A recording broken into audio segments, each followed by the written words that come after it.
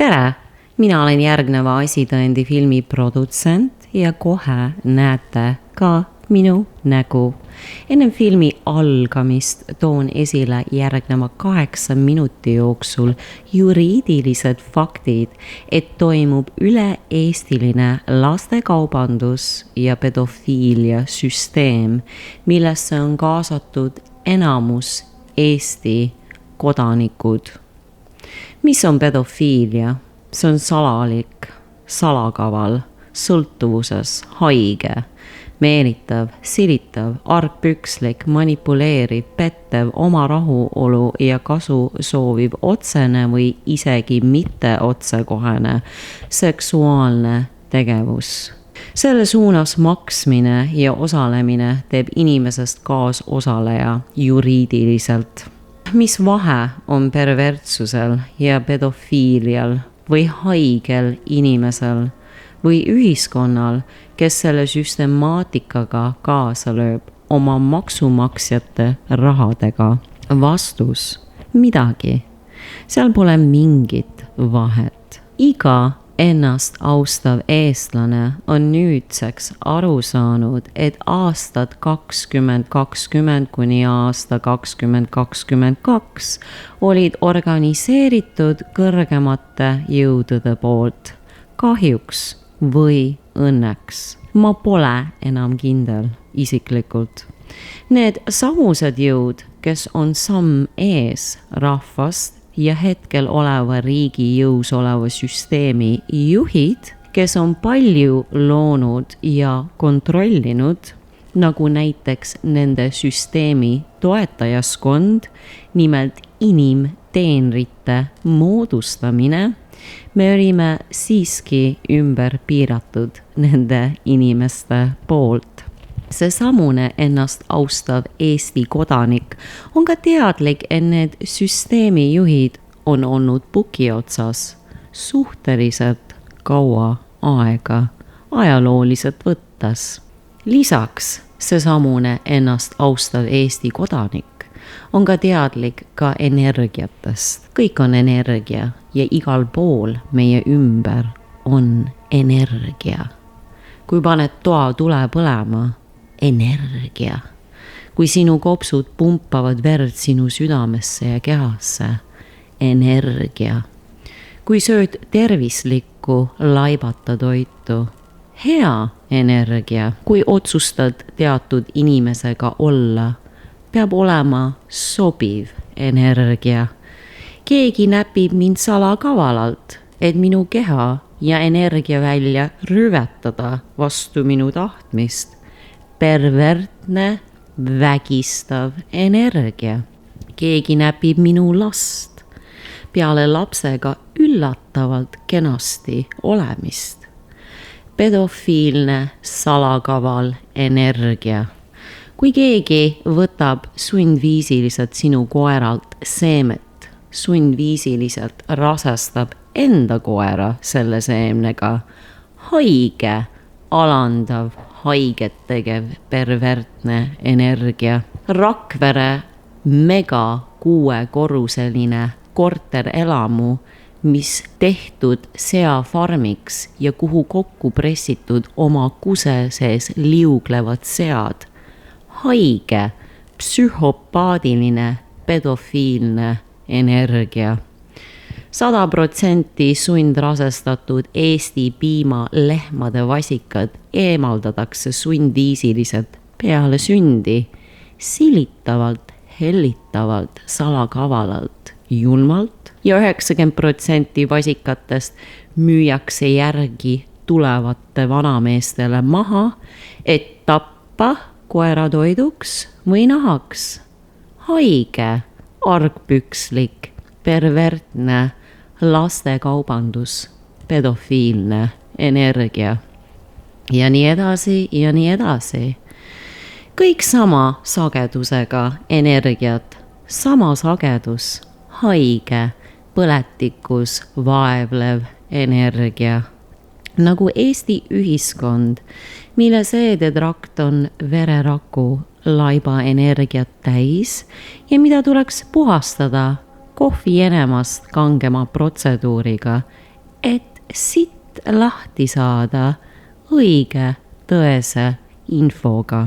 Inimesed, kes ajavad umbkaudselt ringlevad juttu avalikes videodes, millel pole mingit mõtet ning tuumani ei jõuagi, on selle süsteemi toetajad, silitajad, vähis oleva süsteemi ignoreerijad ja ainult oma rahu aiamaa kaitsjad. Juriidiliselt on eliitrahva kaasanud enda pedofiilsesse süsteemi, mis on tsunamiliselt kasvanud peale teist maailmasõda. Neil ei piisanud piirduda maailmse rahva kontrollimisega ja tapmisega ja inimlaste kaubandusega, nii et nad otsustasid enda operatsiooni laiendada ja tavainimest ehk tarbijat kaasa haarata oma tegevustes ja juriidiliselt kinnitada. Nende plaan oli siis tarbijale selgeks teha ja seda läbi suruda kohaliku välja mõeldud toidukultuuri propagandaga ja haridusajupesusüsteemiga. Nad on psühholoogiliste salvestavate juriidiliste sotsiaalmängude leiutajad ja rahvas on ainult nende peost söönud.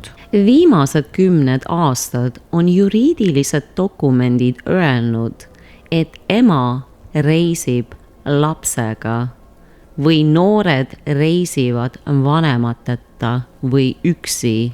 Mother traveling with youth. Child offspring. See on selleks, et kehtestada eetilised tingimused logistikas. Samuti on ka juriidilistes dokumentides eliit kindlaks teinud, et rahvas lööb kaasa laste kaubanduses, pedofiilse süsteemi tootmises, nagu näiteks juriidiline punkt, rituaalne tappkaubandus. Livestock transportation for ritualistic slaughter. Need on ametlikud terminid olnud 50+ aastat logistika ja farmindus ärides, et kindlaks teha, et hiljem rahvale midagi arusaamatuks ei jäänud. Kui kliiniliste teaduslike uurimustöödega on kindlaks tehtud, et nüüdseks juriidiliselt paika pandud sentient grupi alla kuuluv ema, isa ja laps on 2 kuni 5 või enam vanuse inimlapse intelligentsuse tasemega, keda peetakse kinni sundviisiliselt riigis olevate tapakoonduslaagrites, siis on tegemist kahjuks laste kuritarvitamise ja laste kaubandusega. Ja iga poe leti ümber soniv ja uimerdav tarbija selle süsteemi kaasosaline. Nii et mis järelduseni need juriidilised terminid viivad ja manipuleerivad nimetused, mis on kõigile Eesti talurahvale, emmedele, emistele, issidele, vissidele antud on, see viib selle järelduseni, et toimub laste mass sundseemne võtmine, sundrasestamine, kaubandus, pedofiilne, pervertne käsitlus enamjaolt ja rituaalne kuritarvitamise protsess ja tapmine.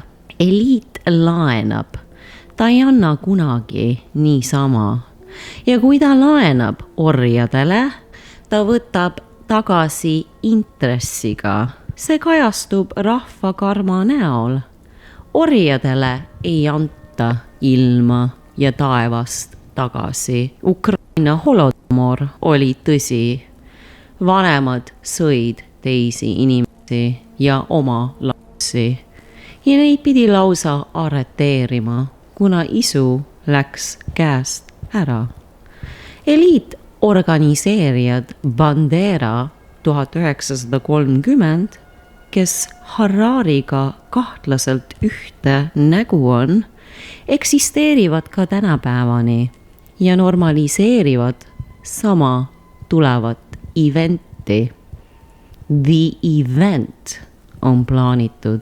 Kui poodides kaob toit mõneks kuuks ja rahva tõelised värvid ilmnevad, on sinu naabrimehel alati ideaalne õigustus sinu perele kallale tulla sinu ärakäigu ajal. Tema vabanduseks oleks, kas sa oled hull? Kas sa tahtsid, et me perega nälga sureksime? Me pidime ju sööma. Proteiin pole leitav toitudes. Järgnev korporatsiooni biokeemia vale ja keha toodab ise proteiini teiste protsesside näol. Nii et hari ennast, inimene, ja ärka ülesse kinniste uste taga toimuva pedofiilse tegevuse suhtes, mis on juba ammu toimunud ja sina maksad selle eest, kuna hingega inimese missioon on lojaalsus ja armastus. Ja hingetu inimene viib silitades, naeratades, hellitades, laste usalduse välja pettes. Nad alati tapamajja lõpuks. Mis on oluline teada, et ajalooliselt need tapakultuurid toodi sisse turukaubanduse käigus, eriti 1500–1600 aastatel katoliikluse ristiusu kirikuga. Seda tutvustati ja suruti peale tolleaegsele orjanduses osaleva Eesti talupojale Taani ja Saksa aadlike ja võimude poolt. Samuti ka tuli tapakultuur massiliselt sisse slaavi kultuuri sisserännaku ajal ja legisleerimise ajal 1550. aastatel Lõuna-Eestisse. Tapakultuur on võõras tõelistele Eesti esivanematele ja kes iganes seda kaitseb, pole Eesti kultuuri esindaja ja ajupestud kohaliku korporatsiooni antirohepöörde manipulatsiooniga ja nii edasi. Poed on laipu täis. Ära muretse. Keegi ei pane sind putukaid sööma, kuna rahvale on vaja kriips peale panna läbi torgitud loomade. Sa oled langenud nende sotsiaalsalvestavatele mängude antipropaganda hirmutamise lõksu, kus on sul suurem vereisu peale aetud, et sa jookseksid poe lette tühjendama ja ennast surnuks sööma ahnusest.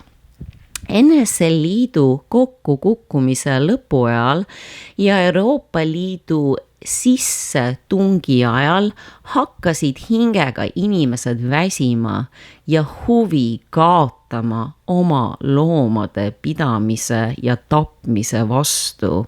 Rahvas lihtsalt ei viitsinud oma armastatuid loomi tappa, kuna hingega inimesele tekkis ühendus ja arusaam, et see on vale ja seda arusaama hakati summutama.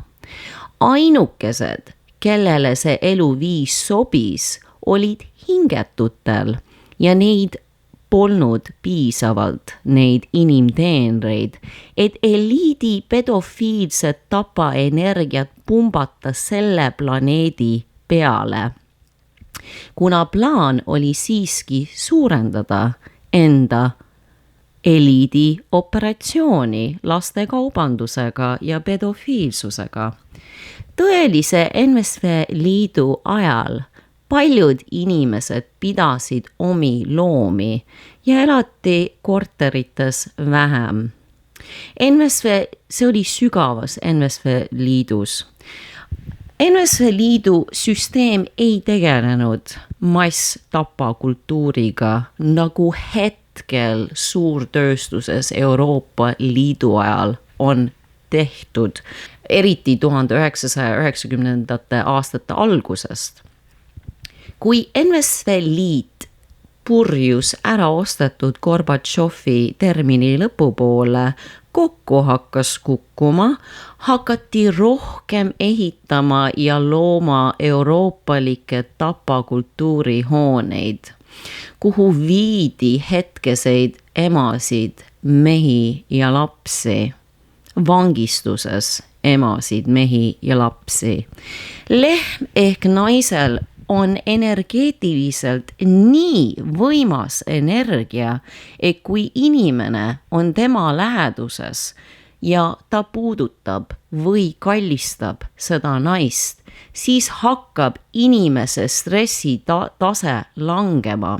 Ja seda on nüüd teaduslikult kinnitatud ja paljudes kohtades üle maailma isegi pakutakse sellist teraapiat. Lisaks tal on nii paranormaalne energia, et kui inimene veedab aega selle naisega või mehega, siis hakkavad temani jõudma paranormaalinformatsioon kuskilt kõrgemalt. Tekib väga võimas portaal.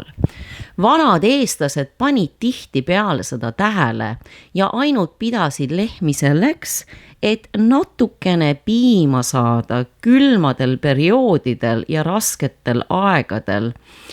Vanarahvas sõi hoopis teistmoodi, väga palju fermenteeritud toitu, hapukapsast fermenteeritud väike kala, kilu ja nii edasi ja nii edasi ja nende elu loomulikult oli külmaperioodil raske, aga see on palju tervislikum toit, fermenteeritud kartul, kapsas, seened ja nii edasi ja nii edasi.